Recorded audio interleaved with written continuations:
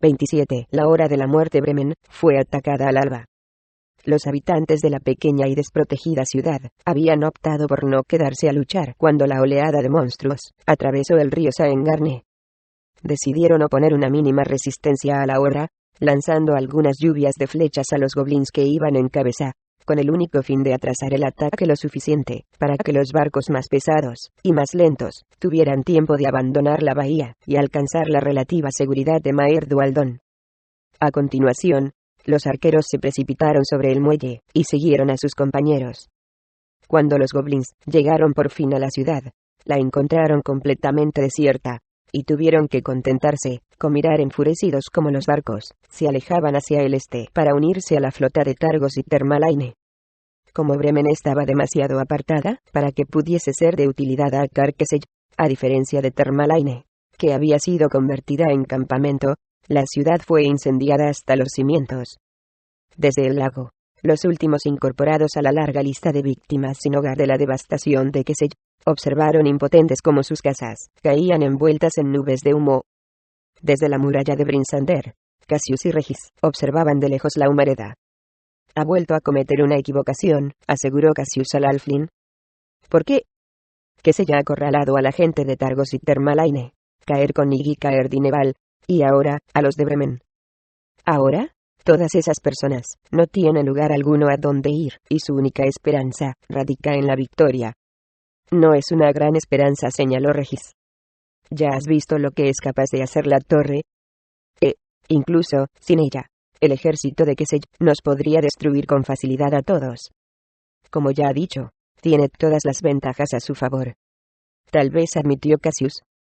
«Es evidente que el brujo cree que es invencible, y eso es una equivocación, amigo mío. El animal más insignificante puede luchar con gran bravura si se lo acorrala contra una pared, porque nada tiene que perder. Un hombre pobre es mucho más mortífero que uno rico, porque valora en mucho menos su propia vida. Y un hombre arrancado de su hogar, en las aguas heladas, y con los primeros vientos del invierno que empiezan a soplar, es un formidable enemigo. No tengas miedo, amigo», prosiguió Cassius. «En el consejo de esta mañana encontraremos el modo de explotar al máximo los puntos débiles del brujo». Regis asintió, incapaz de discutir la simple lógica del portavoz, y sin atreverse a contradecir sus optimistas palabras.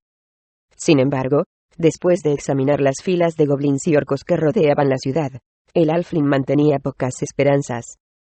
Desvió la vista hacia el norte, donde el polvo parecía haberse posado ya sobre el Valle de los Enanos. La escalada de Bruenor había desaparecido, derrumbada junto con el resto del acantilado cuando los enanos habían obstruido los accesos a sus cuevas. «¿Abre una puerta para mí?», Bruenor murmuró Regis, distraído. «Por favor, déjame entrar». Por pura coincidencia, Bruenor y su clan estaban discutiendo en aquel preciso momento la posibilidad de abrir una puerta en sus túneles, aunque no para dejar entrar a nadie. Después de su aplastante victoria sobre los ogros y goblins en las plataformas del exterior de las minas, los barbudos luchadores se habían dado cuenta de que no les agradaba la idea de permanecer sentados como inútiles mientras los orcos y los goblins, junto con monstruos todavía peores, destruían el mundo a su alrededor. Estaban ansiosos por darle un segundo golpe a Kessel. En su mundo subterráneo, no sabían si Brinsander aún permanecía en pie, o si el ejército de Kessel había arrasado por completo 10 ciudades, pero hasta ellos llegaban los sonidos propios de un campamento por encima de los sectores meridionales de su extenso complejo minero. Bruenor era quien había propuesto la idea de una segunda batalla, principalmente por la rabia que le producía la inminente pérdida de sus amigos no enanos.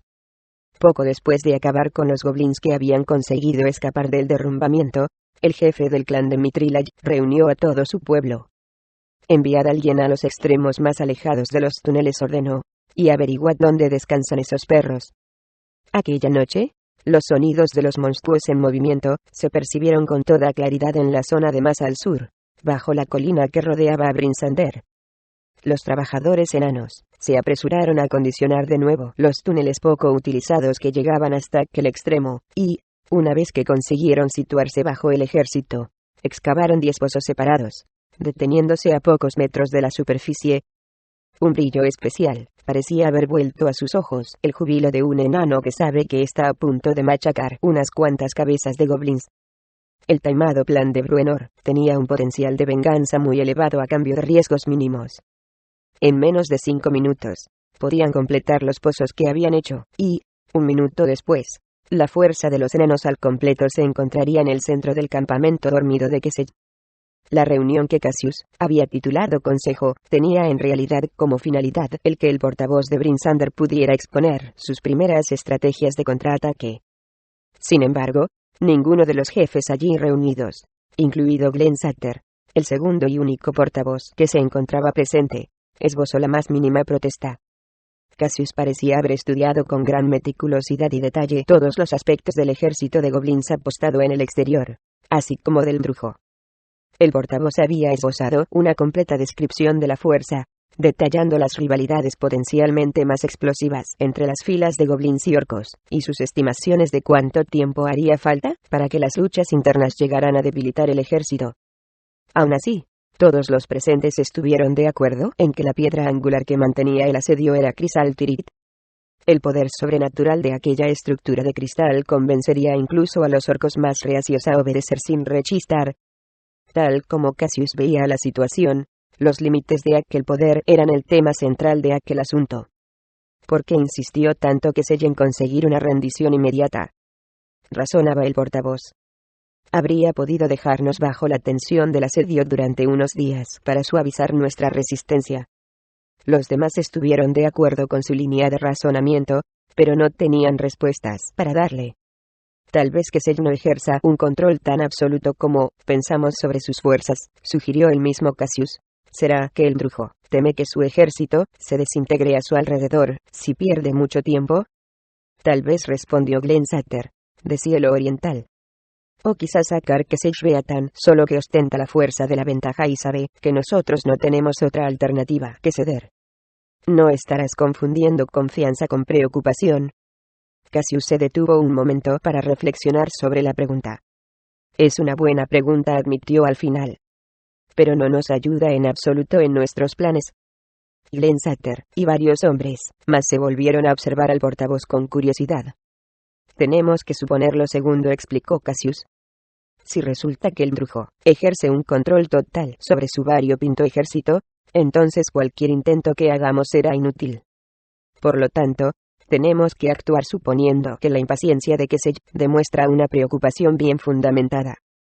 No creo que sea un estratega excepcional.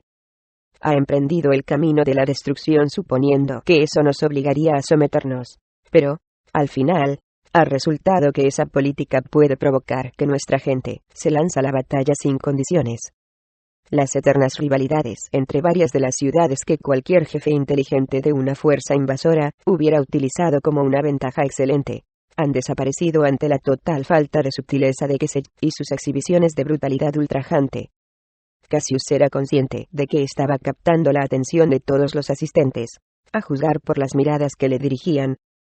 En aquella reunión, intentaba cumplir dos objetivos. En primer lugar, convencer a los demás de que participaran en la jugada que estaba tramando, y en segundo lugar, levantarles el ánimo y devolverles un poco de esperanza. Nuestra gente está ahí afuera, declaró, acompañando las palabras con un movimiento circular del brazo. En Maer Dualdon y el lago Dinnesere se han reunido las flotas, y esperan algún tipo de señal de parte de Brinsander que les indique que las apoyamos. La gente de Gothmead y Dogansole han hecho lo mismo en el lago del sur, se han armado al completo, y saben bien que en esta batalla no habrá nada que dejar a los supervivientes, si no salimos victoriosos. Se inclinó hacia adelante, y fue observando uno a todos los presentes, para concluir con pesar: ni hogares, ni esperanza para nuestras viudas e hijos, ni siquiera un lugar a donde huir. Cassius continuó reanimando a los que lo rodeaban, y pronto recibió el apoyo de Glenn Sutter, que había adivinado el objetivo del portavoz de levantarles la moral, y sabía la importancia que eso tenía. Cassius esperó hasta el momento oportuno, y, cuando la mayoría de la asamblea había sustituido sus entrecejos fruncidos en señal de desesperación por un resuelto gesto de supervivencia, les soltó su arriesgado plan. Kesey ya ha pedido un emisario, dijo, así que debemos enviarle uno. Tú o yo somos los más apropiados. No. intervino Glenn Sutter. ¿Quién de nosotros irá? Una astuta sonrisa se dibujó en el rostro de Cassius. Ninguno replicó. Uno de nosotros sería la opción evidente, si lo que queremos es seguir las órdenes de Kesey, pero todavía nos queda una posibilidad.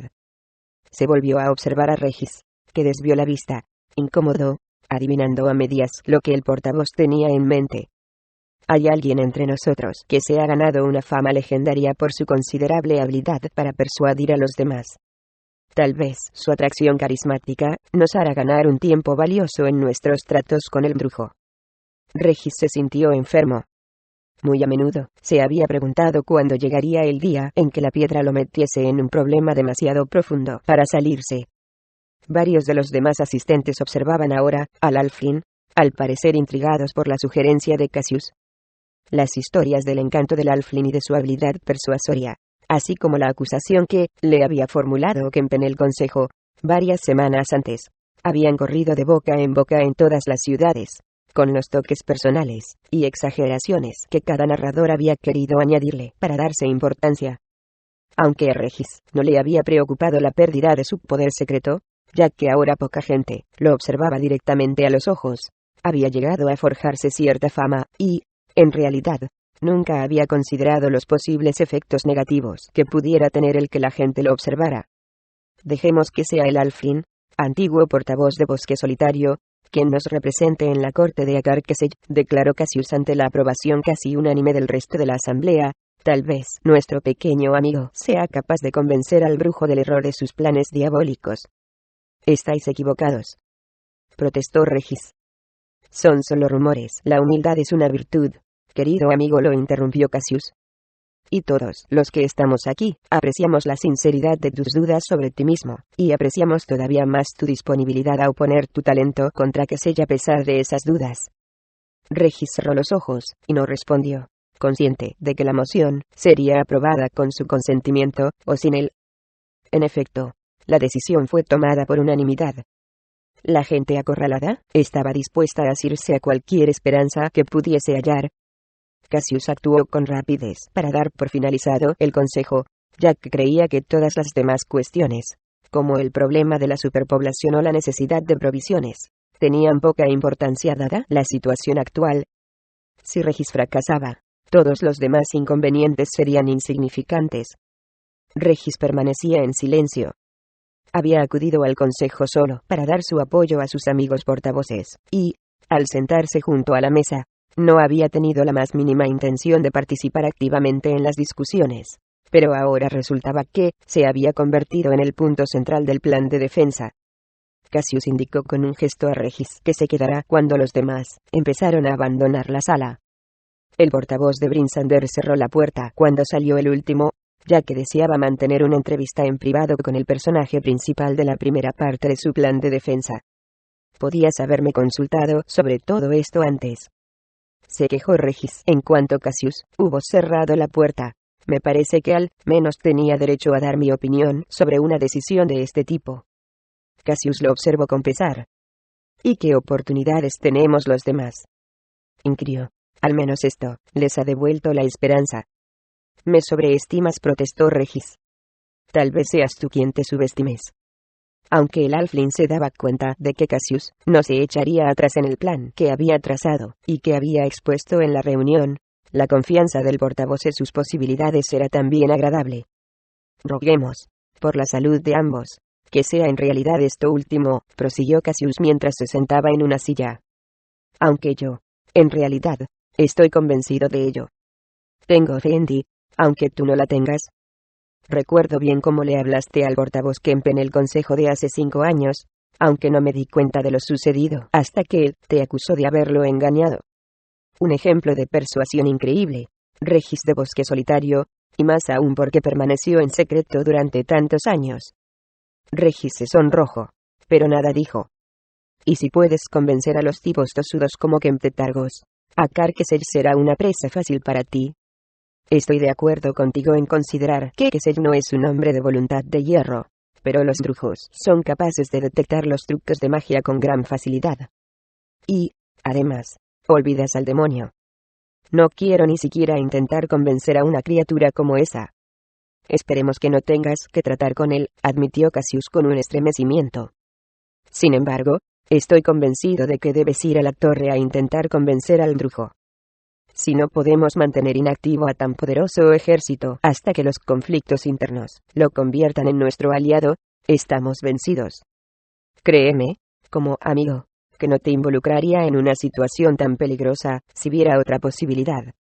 Una mirada de total impotencia había sustituido la expresión optimista del rostro del portavoz y aquella genuina preocupación impresionó a Regis, como si fuera un hombre hambriento, reclamando a gritos algo de comer. A pesar del sentimiento que le producía ver al portavoz tan acorralado, Regis se veía obligado a admitir la lógica del plan así como la ausencia de otras posibilidades. Kesey no les había dejado mucho tiempo para reagruparse después del ataque inicial, y, con el incendio de Targos, el brujo había demostrado su capacidad para destruir del mismo modo Brinsander. Por otro lado, al Halfling no le cabía duda de que Kesey llevaría a cabo su vil amenaza. Así que no le quedó otro remedio que aceptar su papel como la única opción. Por regla general, el Halfling no tenía excesiva iniciativa, pero, cuando se comprometía con algo, procuraba hacerlo lo mejor posible. En primer lugar empezó, tengo que decirte, de modo estrictamente confidencial, que en realidad tengo una ayuda mágica. Un brillo de esperanza cruzó por los ojos de Cassius, que se inclinó hacia adelante ansioso por conocer más detalles, pero Regis lo calmó con un gesto. Sin embargo, debes comprender que, a diferencia de lo que cuentan algunas historias, no tengo poder para cambiar lo que hay en el corazón de una persona. No puedo convencer a Kesey de abandonar su diabólico camino, al igual que no puedo convencer al portavoz Kemp de hacer las paces con Termalaine. Se levantó de su butaca de piel, y empezó a andar alrededor de la mesa con las manos entrelazadas en la espalda. Cassius lo observaba con impaciencia, incapaz de adivinar con exactitud lo que intentaba demostrar tras admitir, y luego desacreditar su poder. Pero a veces, tengo el modo de hacer que la gente vea lo que la rodea desde una perspectiva diferente, admitió Regis. Como el incidente que has mencionado, cuando convencí a Kemp de que seguir preferentemente una línea de acción podría ayudarlo a la larga a conseguir sus propias aspiraciones. Así que vuelve a explicarme, amigo Cassius, todo lo que hayas aprendido sobre el brujo y su ejército. Veamos si podemos descubrir el modo de que se dude de las cosas en las que ha puesto su confianza. La elocuencia del Halfling dejó boquiabierto al portavoz. Aunque no se había atrevido a mirar a Regis a los ojos, tenía que admitir que había algo de cierto en los rumores que corrían, y que siempre había considerado exagerados. Mediante los transmisores de noticias nos han informado que Kemp se ha puesto al mando de las fuerzas sobrevivientes de las 4 ciudades de Maer Dualdon, explicó Cassius. Del mismo modo, Jensen, Brentis Chermont dirigen a los demás en el lago Dinesere, y, junto con las flotas de aguas rojizas, constituyen una fuerza poderosa. Kemp ha jurado venganza y dudo que ninguno de los demás refugiados tenga el más mínimo deseo de rendirse o huir. ¿A dónde podrían ir?, murmuró Regis, antes de observar, con expresión pesarosa a su interlocutor, que tampoco tenía palabras de consuelo. Cassius había montado un espectáculo de confianza y esperanza para los demás durante el consejo, y para la gente de la ciudad, pero ahora era incapaz de mirar a Regis y hacerle promesas. Glenn Sutter se introdujo de improviso en la estancia. «El brujo ha vuelto al campo de batalla», gritó. «Ha solicitado la presencia de nuestro emisario, y las luces de la torre han empezado de nuevo». Los 3 salieron corriendo del edificio mientras Cassius aprovechaba para repetir toda la información de que disponía. Regis se apresuró a silenciarlo. «Estoy preparado», aseguró. «No tengo la más mínima idea de si este plan tuyo va a funcionar, pero tienes mi promesa de que al menos voy a intentarlo». Llegaron a la puerta. «Tiene que funcionar», aseguró Cassius, mientras le daba unos golpecitos en la espalda a Regis. «No nos queda otra esperanza». Dio media vuelta para alejarse, pero Regis tenía aún una última pregunta que hacer. «¿Y si que se está más allá de mis posibilidades? ¿Qué debo hacer si falla el plan?». Cassius observó a los miles de mujeres y niños que se apretujaban para protegerse del viento helado en las calles de la ciudad. «Si fracasa», empezó despacio, «si no puedes disuadir a Kesey de que utilice el poder de la torre contra Brinsander», volvió a callar, como si no quisiera oír cómo las palabras salían de sus labios. te doy la orden de que sometas la ciudad entera a Kesej. El portavoz dio media vuelta, y se alejó en dirección a la muralla, para presenciar de cerca el crítico encuentro. Regis no titubeó un solo instante, porque era consciente de que, si se detenía, aunque fuera un momento, cambiaría de opinión y correría en busca de un rincón oscuro donde esconderse en la ciudad. Antes de tener la oportunidad de reconsiderarlo, atravesó la puerta principal, y se alejó con paso firme en dirección a la colina donde lo esperaba la proyección de Agar Kesej. El brujo había vuelto a aparecer en medio de dos espejos sostenidos por troyas, y permanecía con los brazos cruzados, mientras daba impacientes golpes con el pie en el suelo. Al ver su entrecejo fruncido, Regis tuvo la impresión de que el hombre iba a matarlo de un solo golpe antes de que llegara al pie de la colina. Pero tenía que mantener la vista fija en Kesej a medida que se acercaba. Los troyas eran las criaturas que más asco y repulsa le daban, por lo que tuvo que valerse de toda su fuerza de voluntad para seguir adelante. Incluso desde la puerta, percibía su fuerte hedor a podrido. Sin embargo, consiguió seguir hacia adelante, con la vista fija en el diabólico brujo. Kesej examinó al emisario durante largo rato. En realidad, no había esperado encontrarse con un halfling como representante de la ciudad, y no pudo dejar de preguntarse por qué Cassius no había querido acudir personalmente a una reunión tan importante. Vienes a mí como el representante oficial de Brinsander, y de todos los que en la actualidad residen dentro de esas murallas. El halfling asintió. Soy Regis, de Bosque Solitario, respondió, amigo de Cassius, y antiguo miembro del Consejo de los 10. Me han nombrado portavoz de la gente que hay en el interior de la ciudad. Kesej entrecerró los ojos como anticipándose a la victoria. ¿Y me traes su rendición incondicional? Regis empezó a andar arrastrando los pies, y balanceándose de forma que el rubí hiciese otro tanto sobre su pecho. Desearía mantener una entrevista privada con usted, poderoso mago, para discutir los términos del acuerdo. Kesej abrió los ojos de par en par y enseguida desvió la vista hacia Cassius, que permanecía junto a la muralla. Dije incondicional. Aulló mientras a sus espaldas las luces de Crisal Tirith empezaban su danza cada vez más rápida. Ahora, seréis testigos de las consecuencias de vuestra insolencia. Espera, suplicó Regis, dando saltos a su alrededor para captar de nuevo la atención del brujo. Hay varias cosas que debes saber antes de decidirte. Kesej sentía poco interés por los movimientos del halfling, pero, de pronto, el colgante de rubí captó su atención, y, a pesar de la protección que le ofrecía la distancia entre su cuerpo físico y la ventana de su imagen proyectada, se quedó fascinado ante la gema. Regis no pudo resistir el esbozar una sonrisa, aunque muy discreta, al ver que los ojos del brujo ya no parpadeaban. Poseo cierta información que estoy convencido de que considerarás valiosa, dijo con calma. Kesej le indicó con un gesto que continuará. Aquí no, susurró Regis. Hay demasiados oídos curiosos a nuestro alrededor, y no todos los goblins aquí reunidos estarán contentos de escuchar lo que vengo a deciros. Kesej consideró las palabras del halfling durante un instante. Por algún motivo que no podía comprender, sentía una súbita curiosidad. Muy bien, halfling accedió. Escucharé tus palabras. De pronto, se produjo un estallido y el brujo desapareció en una nube de humo. Regis observó por encima del hombro a la gente de la muralla, y asintió. Siguiendo las órdenes telepáticas que recibían desde la torre, los troyes cambiaron la posición de los espejos para captar el reflejo de Regis, y, tras un segundo estallido, el halfling desapareció también entre una nube de humo. Desde la muralla, Cassius le devolvió el gesto a Regis, aunque el halfling ya había desaparecido, y luego respiró con más calma, aliviado por la mirada que le había dirigido el emisario, y por el hecho de que se acercaba la puesta de sol, y Brinsander todavía aguantaba en pie.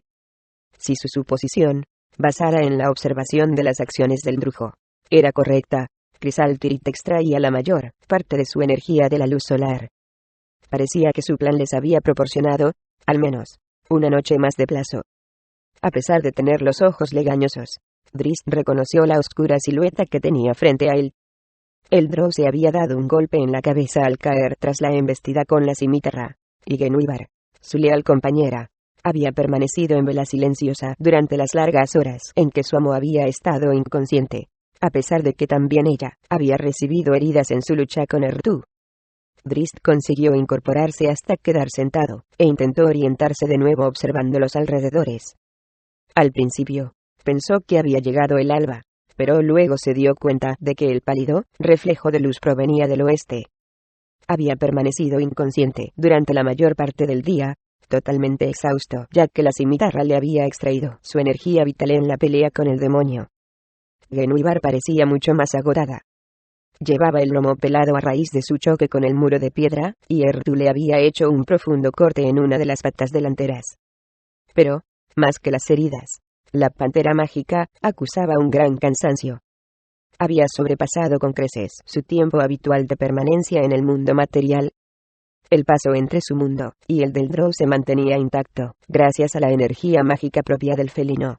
Pero cada minuto que pasaba lejos de su hogar, iba perdiendo parte de esa fuerza. Drist le dio unos ligeros golpecitos en el lomo. Comprendía el sacrificio que Genuibar había hecho por él, y deseó poder cumplir con las necesidades del felino, y enviarlo de regreso a su propio mundo. Sin embargo, no podía hacerlo. Si la pantera regresaba a su hogar, pasarían horas antes de que pudiera recobrar la fuerza necesaria para restablecer el puente de conexión con su mundo, y necesitaba al animal ahora. Un poco más suplicó, y la fiel bestia se tendió a su lado, sin soltar un solo gruñido de protesta. Drist la observó con pesar, y volvió a acariciarle el cuello. Como deseaba poder librar al felino de su servicio. Aún así, no podía. A juzgar por lo que Ertu le había contado, la puerta de Crisal Tirith era invisible a los seres del mundo material. Necesitaba la vista de Genuibar,